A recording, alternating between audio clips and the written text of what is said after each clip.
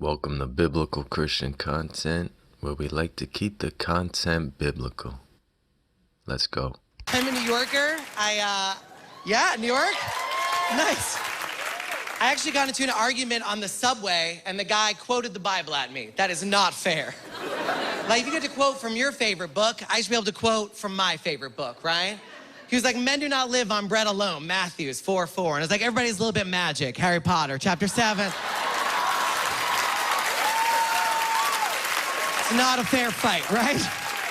One of those books is a classic about a man who has sacrificed himself for the good of the world, and the other is the Bible. Do you know what I'm saying, people? Roseanne, what are your thoughts on Harrison? Well, I just love you, Harrison. You're fantastic. And you're real brave. I mean, the stuff you're talking about, Bible jokes, that's some brave. Thank you. And, I disagree. I don't think the Bible joke is brave at all. I think if you're going to take on an entire religion, you should maybe know what you're talking about. J.K. Rowling is a Christian, and J.K. Rowling famously said that if you were familiar with the scriptures, you could easily guess the ending of her book. huh? Okay. I don't like it. You know, I tweeted Richard Dawkins, this famous atheist. Yeah, I know he is. And, yeah, of course, he just thinks I'm a moron, you know, because he went to Cambridge and I dropped out of high school. But I asked him, I said, you know, why does life insist? And they didn't understand. What's that mean? I'm like, well, it means, I thought he was like smart. So I said, why does life I know what you mean. need to create other life? Right. Why do you have to procreate? Why do you have to live And fight to stay alive. Yeah, fight to stay alive and make sure that your genes stay alive. Why do you have to do that?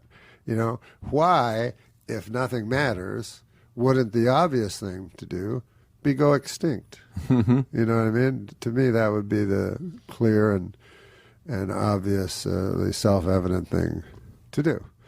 And, you know, in fairness to Richard Dawkins, he said, oh, well, that's a philosophical question that I'll ask my friends and I'll try to get back to you. So it was very nice.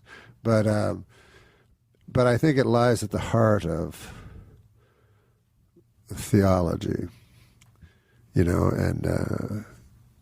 and people of faith, especially in this town, you know, they'll say, you believe in an invisible man in the sky. And, you know, they already throw on you their ideas of what you believe in, you know, although they don't know what you believe, you know. They don't know what you think of as God, you know.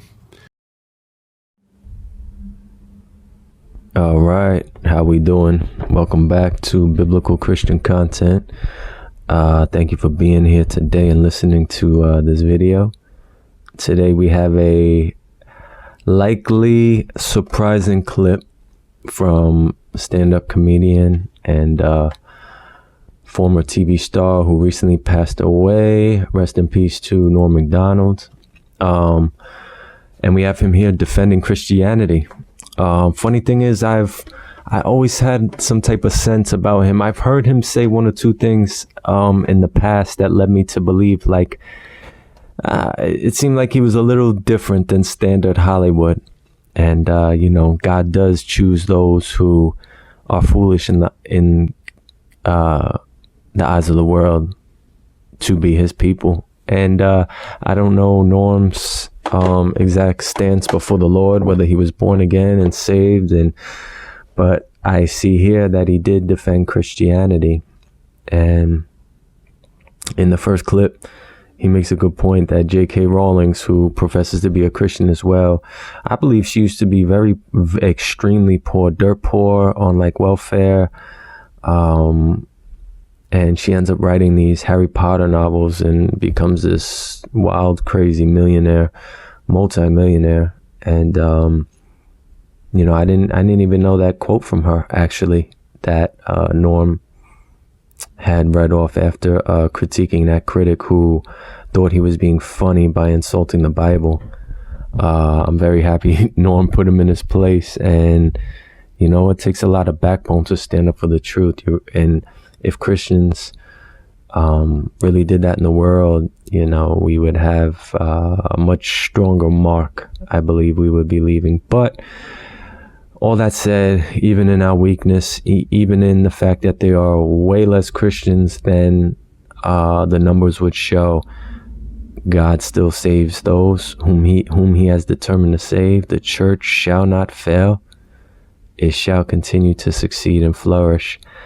And God does take our weakness and strengthen us and continue to use us as he knows we are able to be used, and by his grace and mercy working through us. And the second thing about this clip, to me, it wasn't too shocking. Like I said, I've heard one or two things from him in the past, but I guess maybe this clip came across to me because of Norm's recent passing earlier this week. I believe he was 61 years old. And but the second thing he said he tweeted Richard Dawkins, and he asked him, you know, why does life, like, I don't think he said why does life exist. He said, why does life insist? And you know what? That's a very good question he posed, because these intellectuals like to think, you know, we evolved. We're just matter. We're just matter. Like, not that we matter. Actually, their belief is that we really don't matter. Nothing really truly matters. That we are just matter. We are substance that just exists. And everything is just a random act, and one continuous random act. But as R.C. Sproul says, with God, there is not one single maverick molecule in the universe. Not one maverick molecule. And to Norm's point, I like how he asked, why does life insist? Why do people wake up every day and continually try to preserve their life? And not only that, life itself wouldn't exist if we did not go out of our way to create more of it. And funny thing is, I'll add on to what he said, and I hope you guys are blessed by this. Like, share, comment, subscribe, get the YouTube algorithm going. But why is it that when we create life, when that life is born and that life comes from a woman, we cradle that precious little helpless life in our hands? We hold it tightly. We make sure it's safe. We're aware of its frailty and we care for it. Why?